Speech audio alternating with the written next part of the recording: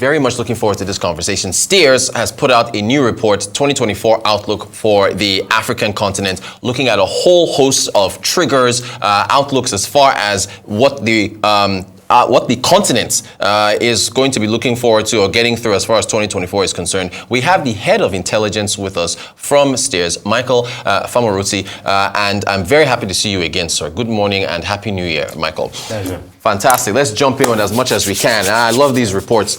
Starting with Eastern Africa, you've got a nice little chart on your report there where you are bullish on the Eastern African economies. Why is that? Give us your bull case for East Africa. Maybe I should move to Kenya or something. Yes, it's actually very nice because I was in Nairobi quite a bit last year. Yeah? But just kicking off, I think what's important to remember is it's a relative comparison, right? I think you look at the top 10 fastest growing economies in Africa over the last 3 years, and 5 or 6 are in the East African region. Now, this is unsurprising. Reason being, Nigeria, Egypt, and South Africa have historically been the stars, right? Together, they account for roughly 40% of GDP on the continent. But for a number of political and policy reasons, we've seen a lot of stagnation in those 3 regions. And as a result, what has happened is investors and businesses have looked elsewhere on the continent, and they found that although East Africa may not have the population, may not always have the resources, what they have invested in the last decade or so is the institutions that allow investments and businesses to thrive, right? So one concrete example here is East Africa is probably the most integrated region, meaning if I set up a business in Kenya, I'm able to easily export or sell in Uganda, Tanzania, and so on, right? And that then expands my market in a way that isn't as smooth in Southern or West Africa. Just to close, I have particularly been disappointed in the West African story because over the last 18 months, we've seen even a greater number of coups, right? And that has essentially dissuaded investors from investing in many countries in that region, because if there's one thing that they don't like, it's uncertainty, and that tends to follow military upheaval. In fact, let's continue on that point, because news reports came in that Mr. Bazoum of the Niger, his wife and son were just released. So let's talk about the report. It says it's going to possibly impact West African economies as a result of coups and so on.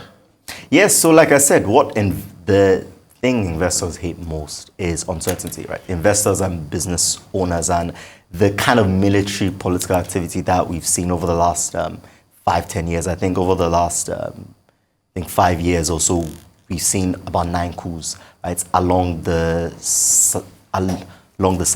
That discourages investment, right? And investment is what powers growth in Africa.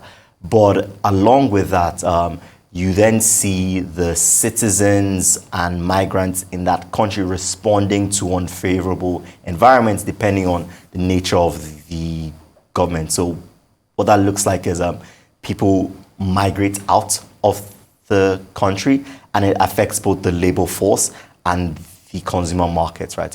So all in all, if you're looking to attract investments, attract businesses, you definitely want a stable political and policy environment, and generally military activity, particularly of the kind that we've seen in the last 18 months, is not, ideal for that. You mentioned the consumer market. I really want to get your thoughts on this here. You have a pie chart, 60% of Africans spending below $2 every day. How is this? What's your report saying about the outlook for players in this space that are serving these markets? Yeah, historically, Africa has had the smallest consumer markets, right? It is the only continent that has less than 10% of its population spending over $15 a day, right? So what we've seen that is different over the last, I would say, 5 years is that following currency depreciation, COVID, and a lot of the policy missteps that we spoke about, that consumer market has, if not stagnated, then actually shrunk. And specifically, we've actually seen an interesting stratification where at the high end of the market, so we're speaking about, higher income earners, they've been they have remained relatively resilient, and at the lower end as well, what we've seen is the middle class is dropping down and a hollowing of the middle, right? Now, this means that for businesses, you have a more binary choice here. Do I go for the premium market or the mass market, right? Because the days of trying to land somewhere middle ground are gone, at least for now, because of that hollowification of the middle class in Africa. You have another chart on Kenya and Nigeria wanting to get their fiscal houses in order. Is that going to, because there's news of President Tinubu announcing a 60% slash in travel expenditure. Is that the main focus for these countries trying to get their fiscal houses in order, cutting spending? Given the budgets that both countries have laid out, I would not say that spending has or is going to go down enough. I'm happy to hear micro initiatives like, slashing travel spending. We know that that's not going to move the needle. So the problem is countries like Nigeria and Kenya are in a bit of a bind, right? In terms of how quickly they can lower spending.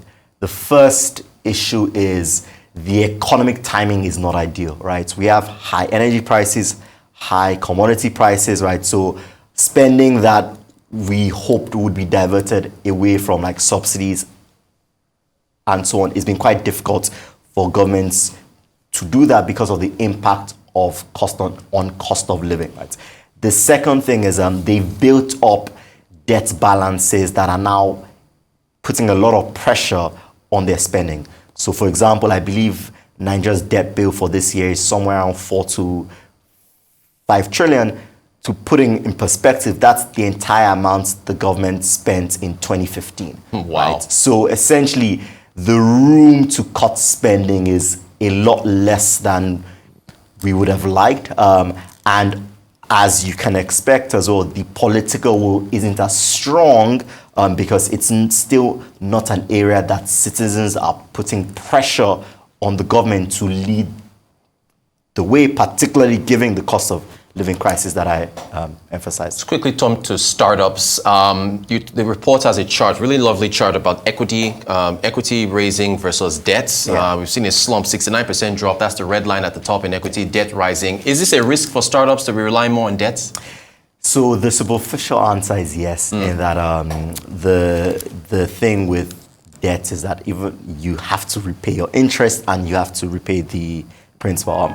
But the trend is actually, or was actually, a positive one, right? Because the startups that raise venture debts tends to be more mature. So if anything, it's been a signal of the growth in the ecosystem.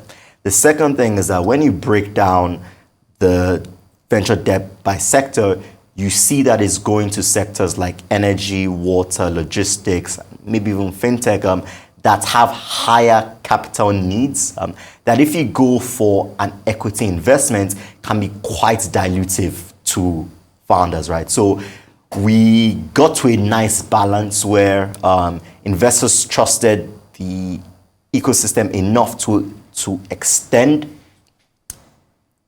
venture debt, and startups were mature enough to absorb it. What we've seen in the last, I would say, 6 months that we expect to continue for the next 18 is, as the general funding winter sort of persists, venture debt is the quickest to scale back, right? Because at times like this, investors are particularly cautious and they will then focus more on likely a greater mix of debt and equity for those startups that require that kind of funding. Michael, I wish we could go on. We're out of time. Robust report. We've talked on so many issues. You guys, you're doing great work. Thank you for releasing this. Michael Famoroti, who is, of course, the head of intelligence at Stears. Thank you so much for joining us. Pleasure.